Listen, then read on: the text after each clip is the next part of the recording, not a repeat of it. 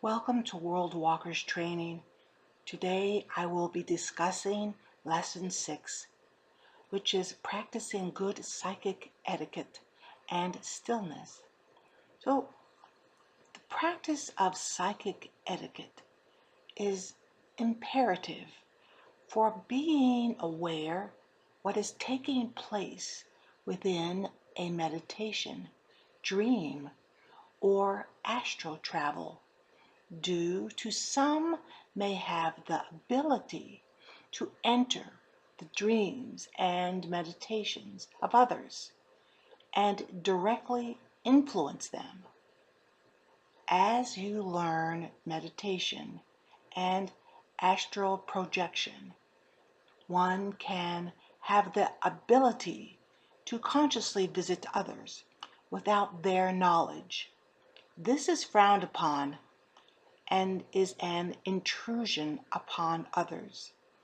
If you wish to visit another's journey or dream, ask permission, just as you would not walk into a friend's home without knocking. You see, it is immoral to influence another in a dream or meditation. So be aware of this intrusion. Even intense thoughts about someone, such as hostility or even a romantic fantasy, can possibly influence another without their awareness. Nothing good comes from trying to overstep another's free will. Plus, as the old saying claims, what goes around comes around. Also, the threefold law is always in play as well. Know that we are more powerful on the astral plane, yet remember to be prepared to meet the more evolved and the unevolved, just like we do here in the physical and multi-dimensional planes. Knowing we are able to learn from both the more evolved and less evolved. The astral is a real place with real beings trying to learn just like us, as well as incredibly ancient beings being born this moment. Now, your safety in the astral depends on your character, your motives, and the vibrations they bring to your being. This sound precept, like attracts like, is proven everywhere on the astral and physical as well.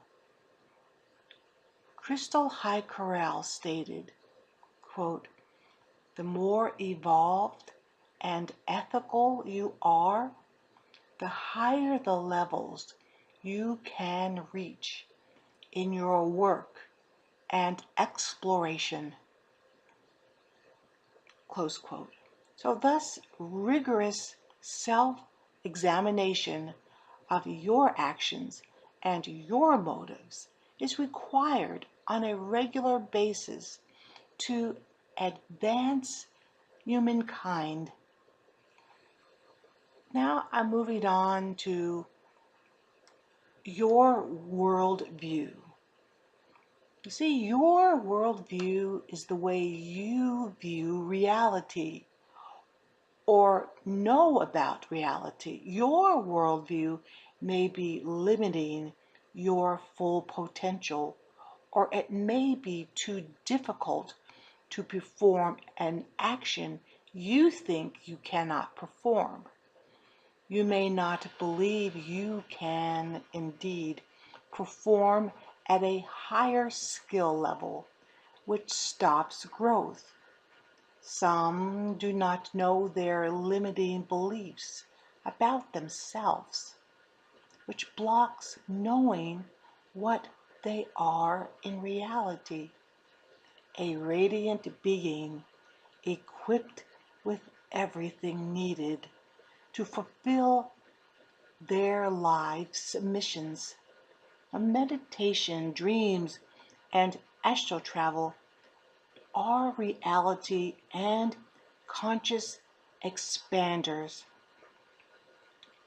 This is why it is important to develop these skills so that you may see you are needed. Has anyone ever told you that you are literally at the exact center of the universe? You see, you are everything that is, beautifully radiant from your core in every direction. Take 5 minutes to feel this reality and see what precepts are gleaned from this reality. Right now, try to feel this reality by observing the white stars and multicolored galaxies surrounding you, creating and dissolving over and over. If one is sincere and practices meditation, lucid dreaming, and astral travel, you see how immense you are, how small you are. You are a multi-dimensional being living in every reality all at once. Thus, the practice of exploration will change your worldview. Now, the doorway to other dimensions. See, the hardest work you will do in this training is to learn to still your mind and body. The goal is to be fully conscious and fully aware in the present moment. The ability to do this is what allows you to leave your body from the conscious state. As much of this training involves various forms of meditations, World Walkers' meditations are highly active and energetic. Many individuals consider meditation to be a form of tuning out, of losing track of the mundane world. World Walkers' meditations are, on the contrary, an intense tuning in, a conscious focusing on the here and now. This awareness eventually expands your field of awareness to include other dimensions, but it is always from the present. The mind is the gateway or portal into other dimensions. It is the only entrance there is. There are 4 levels of the mind: the beta, the conscious mind; the alpha level, a light to moderate trance state; the deeper level of the alpha state of hypnagogic state, where you are not aware of your body, but you are conscious. This is the in-between state where lucid dreams and astral projection occur easily. Below alpha is the theta level of consciousness, the dreaming mind, and the deepest level of the mind is the delta level, the level of dreamless sleep. When practicing these activities, you are learning to consciously work with all four levels of the mind. Different levels of consciousness are doorways to different worlds and dimensions. A light trance state, the one you are in while reading, watching television, or daydreaming, is the level that is most useful and the easiest with which to work in the beginning. In a trance state, as in meditation, you are extremely focused, but still aware, and the focus itself shifts your level of consciousness. Most exercises presented will train your mind to take you consciously where you want to go in all dimensions. Once your mind is trained, the hard work of these lessons is done. If you believe in consciously entering all dimensions and willing to put in the devoted time for journeying, this skill already belongs to you. Entering stillness to move more fully into exploration, it is useful to develop stillness inside yourself at will. It is essential for astral traveling through many of the teachings found on the astral plane. Stillness is not silence. It is not tuning out or zoning out. It is tuning in. It is being fully present in your body without strain or effort. It is being hyper aware of your astral body and aura and everything around you. Stillness accumulates inner power, giving you focus and greatly fuels your intention. To begin this first stillness exercise, sit in a comfortable position, relax your focus, and be aware of as many sounds as you can, letting them be what they are. Be a receiver, allowing sounds to come to you. Sit this way for 1 or 2 minutes. Then shift your position to be more comfortable if needed. Now sit in this position for 10 minutes without moving. Try to keep your mind aware of where you are and of what you are doing. If your mind wanders, bring it back gently. Enjoy this for a few moments. Then focus on only one sound, allowing your awareness to follow the sound, such as the sound of a vehicle passing by. Follow this sound until it is gone. Now relax your focus and be gentle, receiving once more, allowing all sounds to come to you.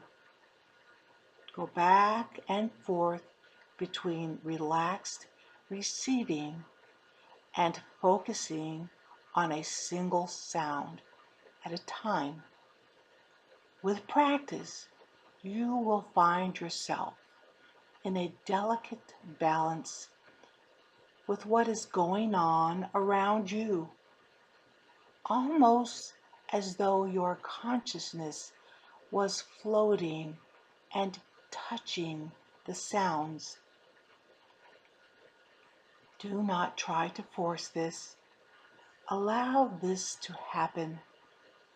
When you have mastered this exercise, go to a busy place, such as a mall, or a busy park, or a movie theater. Then continue practicing this exercise in this busier setting. At some point while performing this exercise, your awareness will shift into stillness. This may happen the first time you do this exercise. It may happen the 15th time. When you do achieve this awareness, rest in it for a while. Feel the energy and power building inside of you while you rest in this stillness. Do this exercise once a day, even when you have mastered it. Practicing stillness meditation on a regular basis is an important skill. If you are having difficulty meditating, there are many ways to center ourselves and meditate. Even if it's saying to self, I am quiet for 1 minute. Then the next day speak, I am quiet for 2 minutes. Notice I did not say, I will be quiet for 1 minute, because that is speaking action into the future, which is a little insidious stall tactic. We have all made the statement, I'll do that later. I will do that. But that pushes things into the future, and we are dealing in this meditation, in this moment. Though there are many meditation forms, try a few and see what fits best for you. Yet know there are times in an individual's life it is difficult to still the mind. No, it does take time to master some meditation forms. And this exercise and the practice of daily meditation are two of the most important exercises you can do. If you already have a form of meditation you practice, continue with it, adding stillness. Let us enter the second stillness exercise. But be certain you will not be disturbed. As always, sit in a comfortable position. Release and ground. Close your eyes. Be aware of your breathing. Do not try to change it. Just be aware of it. Be aware of your body once again as you sit. Feel the air on your skin.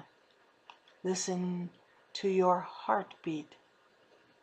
Take some time to find the place in your body where you experience your very core. Rest your awareness here for a while.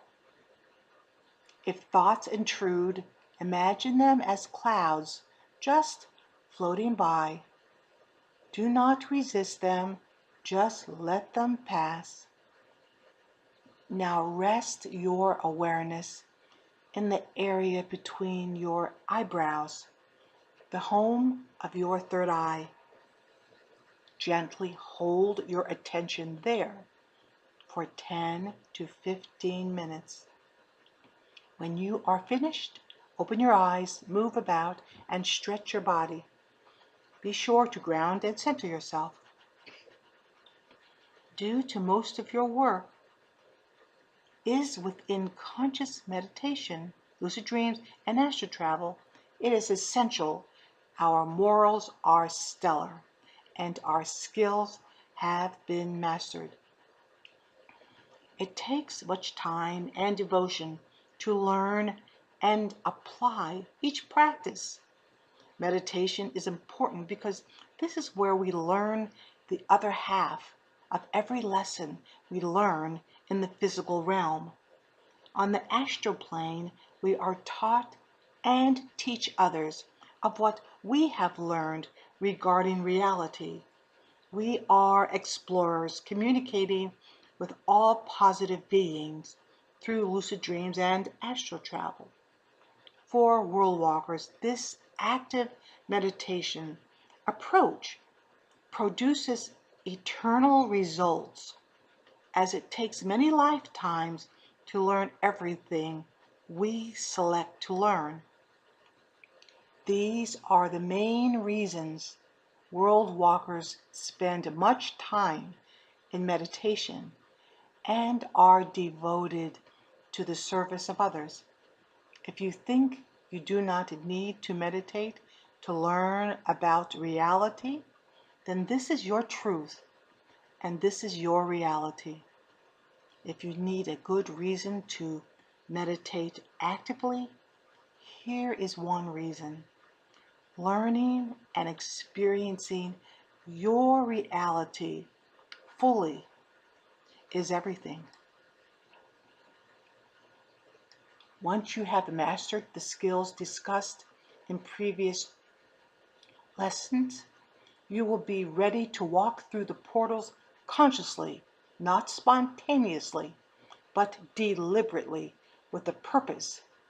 So let us now discuss the life seal or soul crest, the life seal and feeling tones symbol.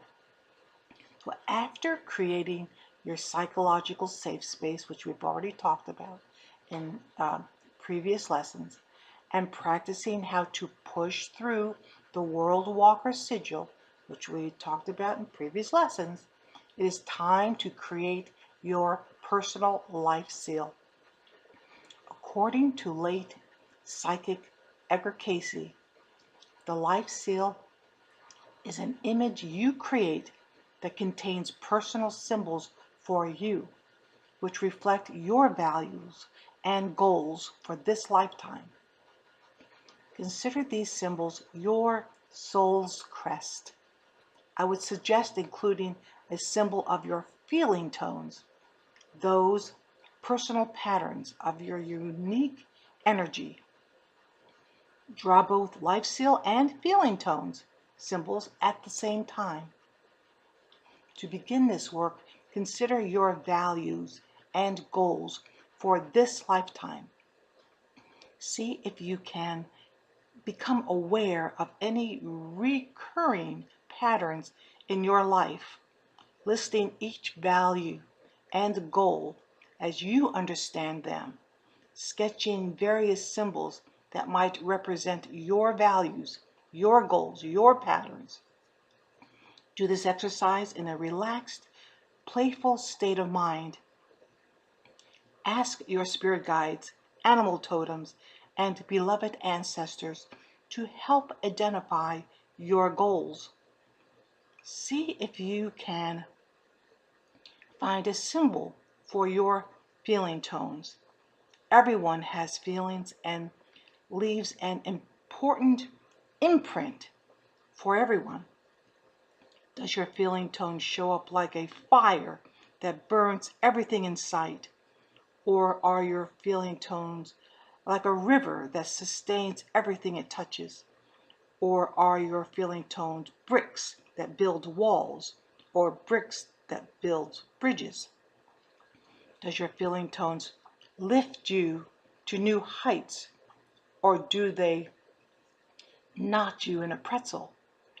Sketch a symbol of these feeling tones, as many as you receive as you move through this exercise.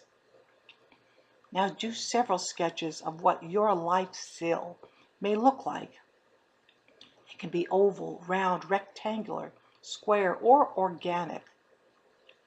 Try different shapes and place your symbols on it in various configurations. If you have more than one symbol for a specific value or goal, try one at a time on your soul crest. Once you have experimented with a few, settle on one and display it so you are reminded to bring it with you in meditations, lucid dreams, and astral journeys. If you cannot receive a symbol that feels right for each value, goal, and your feeling tones, use the best of what you have identified for now.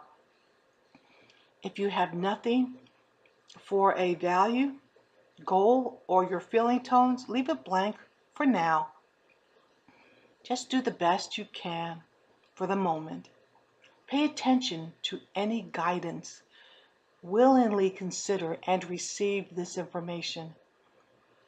No refinement will always be a work in progress.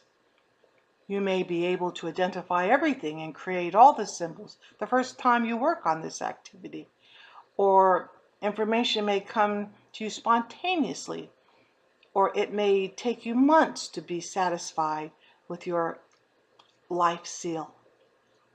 Relax and allow the soul crest to be what it will be. Place your life seal, even if you are not completely happy with it, where you can easily see it and meditate on it for 5 to 10 minutes a day. When you have done this as well as you can, continue to ask your spirit guides and beloved ancestors for help. Take the finished life seal and place it on your altar or by your bed. Ask the goddess, the god, your spirit guides, your aura, and your dreams for feedback on what you have created.